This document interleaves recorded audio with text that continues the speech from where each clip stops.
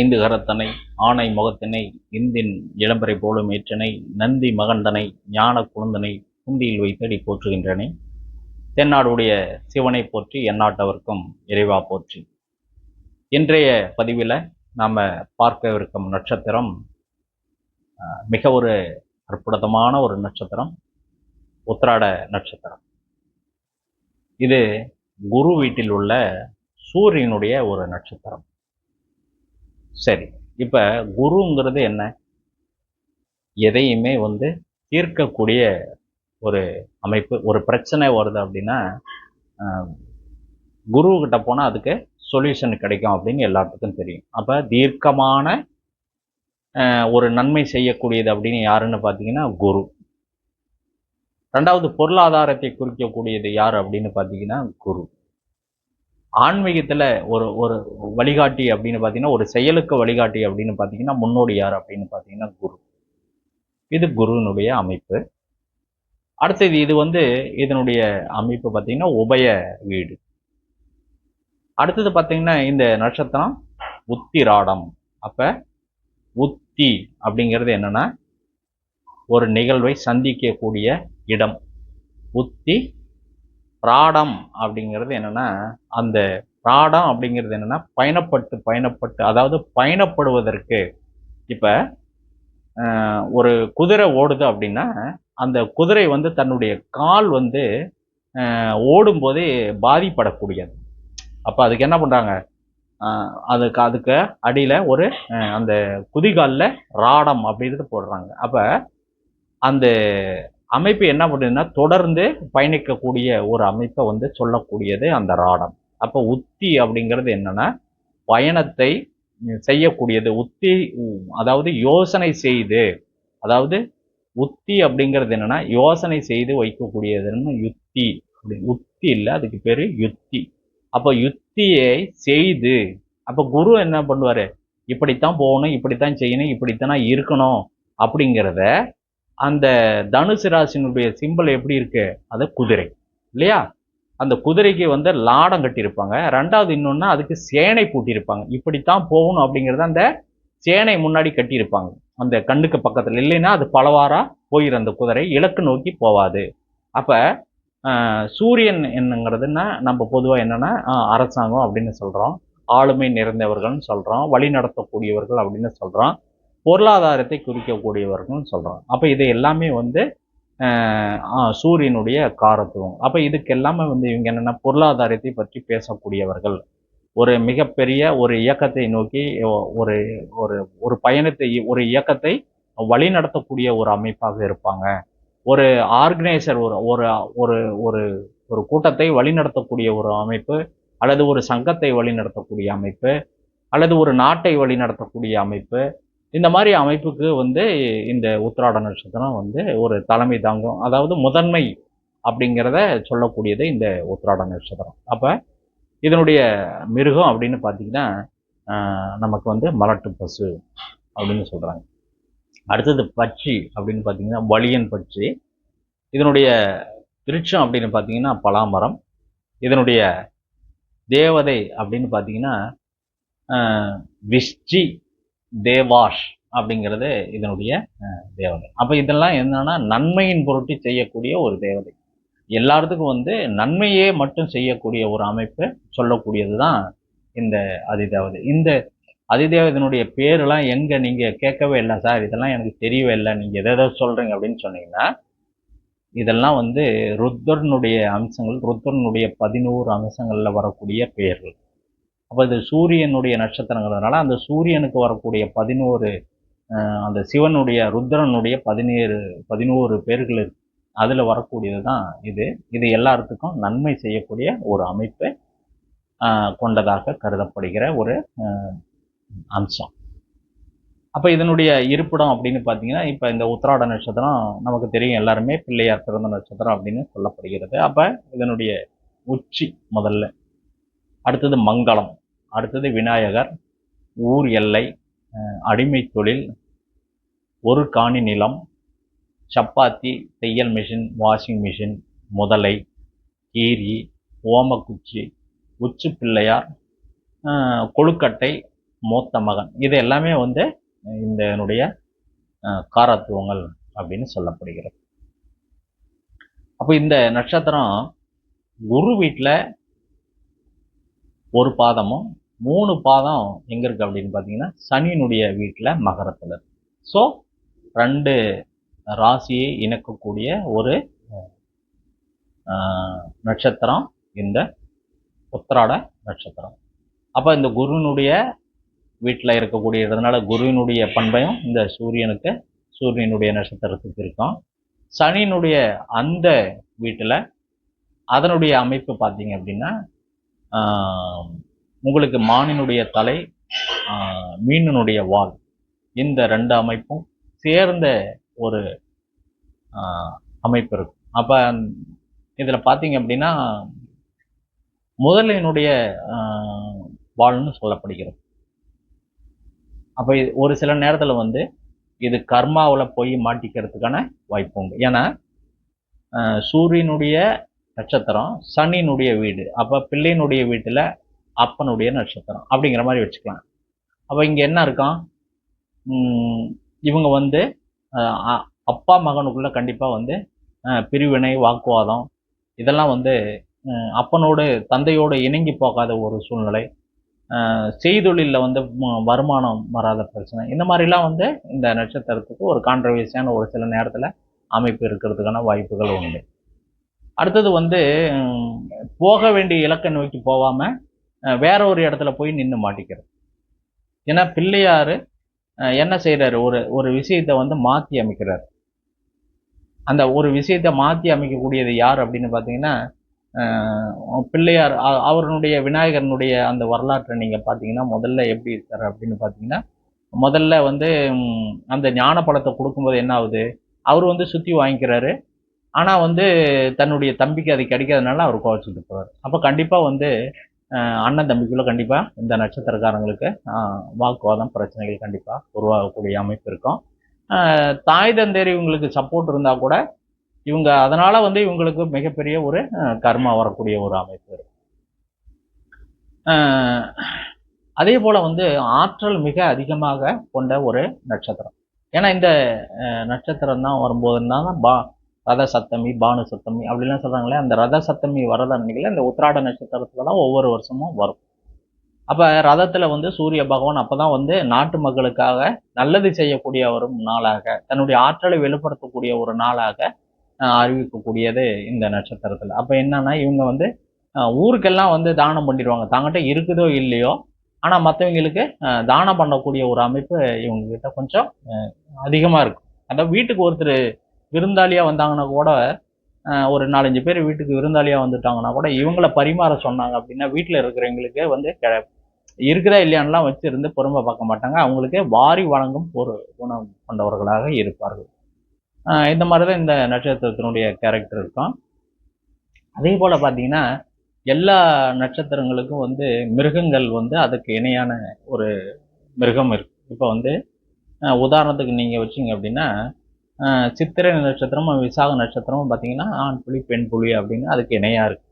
இந்த மாதிரி ஒவ்வொரு நட்சத்திரக்கும் தன்னுடைய துணையான, அதாவது ஆணுக்குன்னா பெண், அந்த மாதிரி துணை எல்லாம் இருக்குது. ஆனால் இந்த நட்சத்திரத்துக்கு மட்டும் பேரலா துணை எதுவுமே இல்லை. அப்போ இது ஒரு தனித்து இயங்கக்கூடிய ஒரு நட்சத்திரம். அப்போ எதையும் எதிர்பார்க்காத, எதனோடு பந்தப்படாமல், எதனோடு பாசப்படாமல் ஒரு அமைப்பாக இருக்கும். அப்போ இவங்க கிட்ட என்ன இருக்கும் அப்படின்னு பார்த்தீங்கன்னா வாரி வழங்கும் குணம் இருக்கும். அதே சமயத்தில் வந்து தனக்குன்னு எதுவும் வச்சிருக்க மாட்டாங்க.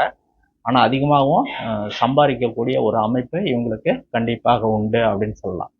அப்போ இவங்ககிட்ட உறவு சில நேரத்தில் வந்து பகையை ஏற்படுத்தக்கூடிய அமைப்பு, இவங்ககிட்ட உறவுகள் வந்து சில நேரத்தில் பகையாகக்கூடிய அமைப்பு இவங்களுக்கு கண்டிப்பாக வரும். இவங்க வந்து மலட்டு பசு அப்படிங்கிறத பார்த்தீங்கன்னா இவங்க வந்து அதிகமாக வந்து இவங்க பொங்க வச்சாங்க அப்படின்னா இவங்க வாழ்க்கையில் முன்னுக்கு வரலாம். அதாவது ஒரு ஆலயத்துக்கு சென்றாங்கன்னா இவங்க வந்து வேண்டுதல் வந்து எது மாதிரி வைக்கணும் அப்படின்னா பொங்கல் வைக்கிறது. அப்போ மேக்சிமம் இவங்க இந்த மாதிரி நட்சத்திரம் இருக்கிறவங்க என்ன பண்ணலாம் அப்படின்னா தை மாதம் வர வந்து மாட்டுப்பொங்கல் வருது இல்லையா, அன்னைக்கு இவங்க வந்து பொங்கல் வைப்பது, மாட்டுப்பொங்கல் அன்னைக்கு இவங்க கண்டிப்பாக இவங்க வீட்டில் பொங்கல் வைத்து வழிபடுவதனால இவங்க குடும்பத்தில் உங்களுக்கு ரொம்ப பொருளாதாரம் உங்களுக்கு அதிகமாக பெறக்கூடிய உங்களுக்கு வாய்ப்பு உண்டு. குழந்தைகளும் உங்களுக்கு கண்டிப்பாக கிடைக்கும். அதில் எந்த மாற்றம் கிடையாது. என்னடா மலட்டு பசு அப்படின்னு சொல்கிறாங்களே இந்த நட்சத்திரத்திற்கு மிருகம் அப்படின்னு சொன்ன பார்த்தீங்கன்னா இல்லை. அதாவது நீங்கள் விருட்சம் பார்த்தீங்கன்னா உங்களுக்கு பலாமரம். அப்போ பலாமரம் என்ன, பாலுள்ள மரம். அது காய்க்கும் பூக்கும் எல்லாமே இருக்கும் உங்களுக்கு. அந்த மாதிரி உங்களுக்கு அதாவது அந்த பலாப்பழத்தினுடைய அந்த அதனுடைய இது பார்த்தீங்க அப்படின்னா அவங்க கூட எல்லாருமே ஈஸியாக அட்டாச் ஆவாங்க. அதே சமயத்தில் பார்த்தீங்கன்னா அந்த பலாப்பழத்தினுடைய அமைப்பு பார்த்தீங்கன்னா உங்களுக்கு மேலே வந்து ஒரு சொரப்பான ஒரு தன்மை இருக்கும். உள்ள பார்த்தீங்கன்னா ரொம்ப ஒரு இனிப்பாக இருக்கும். அப்போ இவங்க வந்து வெளித்தோற்றத்திற்கு பார்த்தா கொஞ்சம் இவங்க சண்டை சச்சரவுலாம் வரும்போது கொஞ்சம் வார்த்தையை அதிகமாக வெளிவிடக்கூடிய அன்பராக இருப்பாங்க. ஆனால் உண்மையால அவங்ககிட்ட அன்பு பாசம் இதெல்லாமே வந்து அதிகமாக இருக்கும் எதிர்பார்க்கலாம். ஆனால் அந்த மாதிரி இருப்பாங்க. அவங்க தனக்குன்னு எதுவும் வச்சிருக்காம மற்றவங்களுக்கு ஒரு கொடுக்கக்கூடிய அன்பு, ரொம்ப அன்பாகவும் இருக்கக்கூடியவர்கள். நல்ல அறிவு, நல்ல கல்வி பெறக்கூடிய ஒரு அமைப்பு கண்டிப்பாக இவங்களுக்கு இருக்கும். 20 நட்சத்திரம், அதாவது நம்ம அசுவனிலிருந்து நம்ம வந்து பூராட வரைக்கும் 20 நட்சத்திரம். அப்போ அந்த 20 நட்சத்திரத்தினுடைய மொத்த எனர்ஜியும் எங்க இருக்கு அப்படின்னு பார்த்தீங்கன்னா இந்த உத்திராட நட்சத்திரம். அவ்வளவு ஒரு எனர்ஜி உள்ள நட்சத்திரம் இந்த உத்திராட நட்சத்திரம். இதன் அதிதேவதையாக கருதப்படும் இந்த விஜ்ஜி தேவாஸ் என்பவர் அனைத்து தெய்வங்களின் கூட்டமைப்புக்கு தலைவர். அப்ப இந்த தலைமை பண்பு கண்டிப்பாக இந்த நட்சத்திர நேயர்களுக்கு உண்டு. எல்லாத்துக்கும் வந்து நன்மை செய்யக்கூடிய ஒரு சாதகமான ஒரு சூழ்நிலையை உருவாக்கக்கூடியவர் தான் இவருடைய வேலை. திருமண அமைப்பு விஷயத்துல மட்டும் இவங்க வந்து கொஞ்சம் கவனமா பார்த்து இருக்கணும். அப்படி இல்லைன்னா இவங்களுடைய வாழ்க்கையினுடைய அமைப்பு வந்து கொஞ்சம் சிக்கல் பிரச்சனையை சந்திக்கக்கூடியதாக இருக்கும். தந்தையுடன் கருத்து வேறுபாடு ஏற்படக்கூடிய ஒரு சூழ்நிலை. அந்த திருமணம் கூட அவங்களுக்கு தந்தை வந்து தாய் தந்தை வந்து ஆசீர்வாதம் இல்லாத ஒரு அமைப்பு கூட சில நேரத்தில் உருவாக்கக்கூடிய ஒரு அமைப்பு உண்டாகும். உடல் அமைப்பு வந்து பருத்தும் தலை சிறுத்தும் ஒரு காணப்படும் ஒரு அமைப்பு இருக்கும். இவர்களுடைய வாழ்க்கை ஒரு மர்மமாக அமையக்கூடிய வாழ்க்கையாகவும் சில நேரத்தில் இருக்கும். மிகவும் அறிவும் சக்தியும் இருக்கும் அன்பர்கள். ஆனால் அதை நெறிப்படுத்த முடியாமல், வழி தெரியாமல் சில நேரத்தில் சங்கடப்படக்கூடிய ஒரு சூழ்நிலை இவங்களுக்கு கண்டிப்பாக இருக்கும். அதனால இவங்க வந்து அந்த நேரத்தை வந்து இவங்க நல்ல ஒரு ஆலோசனை இவங்க செய்துக்கிட்டாங்கன்னா இவங்களுடைய வாழ்க்கை தரம் நல்லபடியாக போவதற்கான ஒரு சூழல் உருவாகும். அடுத்தது நம்ம தாராபலன் அடிப்படையில் பார்க்கும்போது சம்பத்து தாரையாக வரக்கூடிய நட்சத்திரம் திருவோணம். அதனுடைய பழம் அப்படின்னு பார்த்தீங்கன்னா சீதாப்பழம். இதனுடைய உணவு இட்லி. விருட்சம் வந்து உங்களுக்கு எருக்கு. வழிபடக்கூடிய தெய்வம் ஹயக்ரீவர். அடுத்தது சேமதாரை என்று சொல்லக்கூடிய 4வது நட்சத்திரம் சதய நட்சத்திரமாக வருது. அதற்கான உணவு கருப்பு திராட்சை, அவியல். விருட்சம் பார்த்தீங்கன்னா கடம்பு மரம். வழிபாடு தெய்வம் அப்படின்னு பார்த்தீங்கன்னா மிருத்யுஜேஸ்வரர் வழிபாடு உங்களுக்கு நன்மை பயக்கும். சாதகதாரை என்று சொல்லக்கூடிய 6வது நட்சத்திரமாக வரக்கூடியது உத்திரட்டாதி நட்சத்திரம். இதனுடைய பழம் அப்படின்னு பார்த்தீங்கன்னா அன்னாச்சி பழம். இதனுடைய உணவு அப்படின்னு பார்த்தீங்கன்னா அவுல். இதனுடைய விருட்சம் வேம்பு. வழிபடக்கூடிய தெய்வம் அப்படின்னு பார்த்தீங்கன்னா மகா ஈஸ்வரர் வழிபாடு. அடுத்தது 8வது நட்சத்திரமாக வரக்கூடிய மைத்ரேய தாரை என்று சொல்லக்கூடிய நட்சத்திரம் அசுபதி நட்சத்திரம். இதனுடைய உணவு அப்படின்னு பார்த்தீங்கன்னா முந்திரி, முறுக்கு. இதனுடைய விருட்சம் எட்டி. இதனுடைய வழிபாடு தமிழ்நாட்டுக்குள்ளே இருக்கிறவங்க அரபலீஸ்வரர், கொல்லிமலை அரபலீஸ்வரர் வழிபாடு இவங்களுக்கு நன்மை தரும். காமனா வந்து சரஸ்வதி தேவி இவங்க வழிபாடாக ஏற்றுக்கலாம்.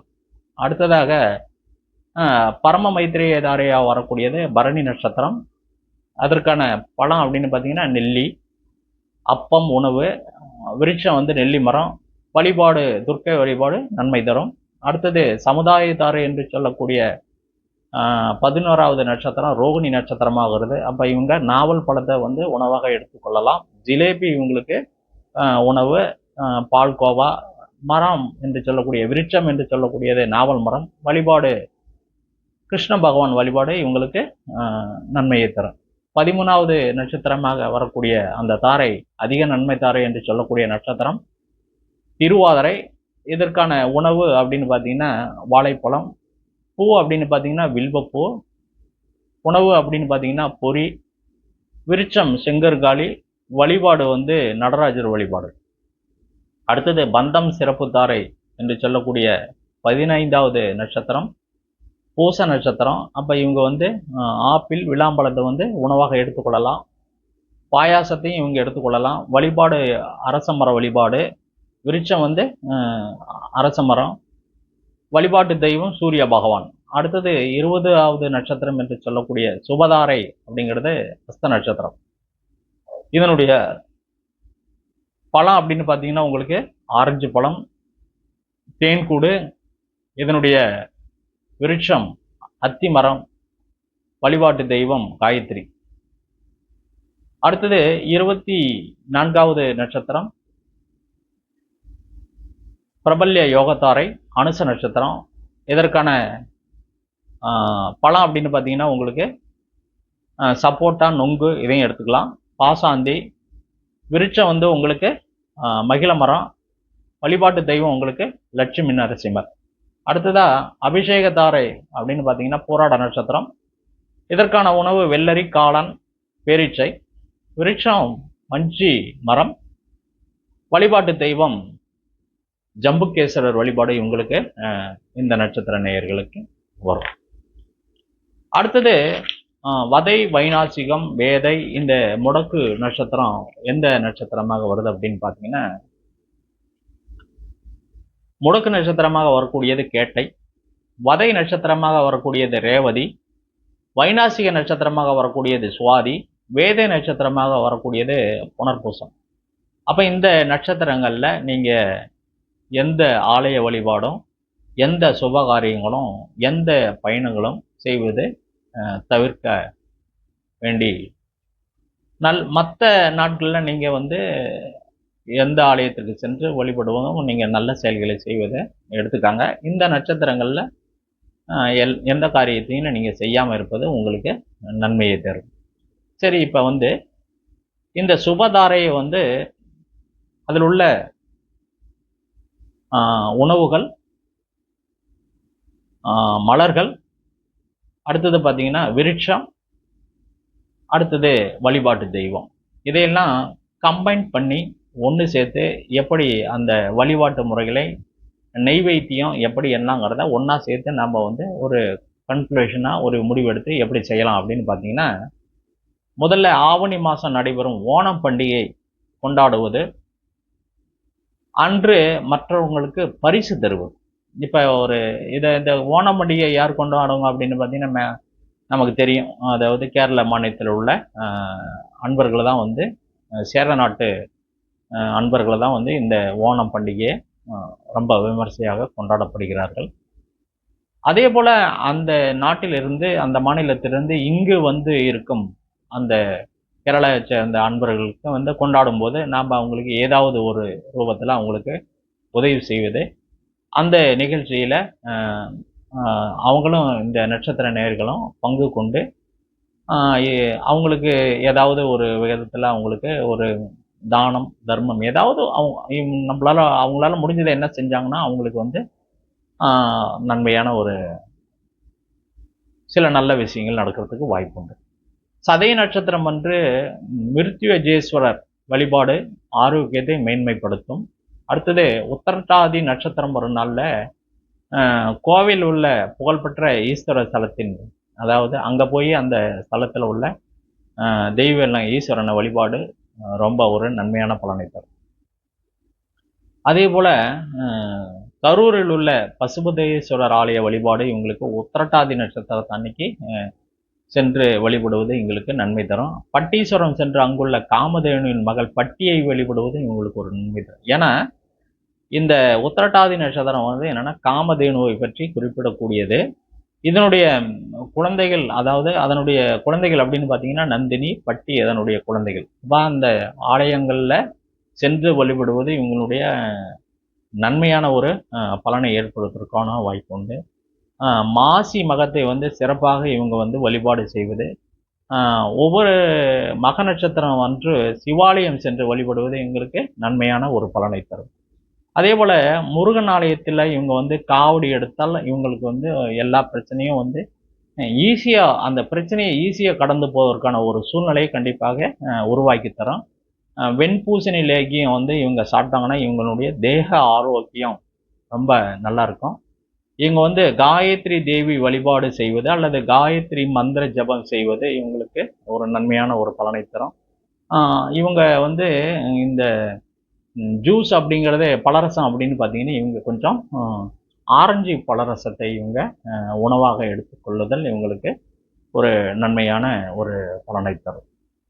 இதெல்லாம் வந்து எல்லாமே கம்பைண்டாக சேர்த்து நம்ம வந்து சொல்லக்கூடிய ஒரு விஷயம். இன்னொன்று பார்த்தீங்க அப்படின்னா எல்லாருமே எந்த நட்சத்திரக்காரங்களாக இருந்தாலும் ஆரஞ்சு பழம் அதிகமாக சாப்பிடுவது ஒரு நன்மையான பலனை தரும். ஏன் அப்படின்னு கேட்டிங்கன்னா ஏன் ஆரஞ்சு பழம் அப்படின்னு சொல்கிறோம் அப்படின்னா 6 5 6ங்கிறது என்னென்னா சேவை, 5ங்கிறது என்னென்னா புகழ்.